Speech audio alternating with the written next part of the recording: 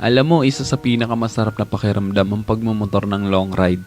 Yung tipong pagsakay mo pa lang ng motor, pagpaandar ng engine, may mararamdaman ka ng kakaibang saya. Dahil kapag nagmumotor ka sa mahabang biyahe, talagang nakakawala ng stress at ma-appreciate mo pa ang ganda ng mundo. Yung tipong habang nagmumotor ka, masasabi mo na lang sa sarili mo na, wow, ang sarap palang mabuhay.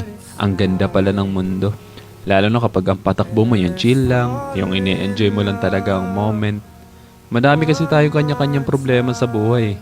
Pero kapag nagmomotor ka na, makakalimutan mong problema mo.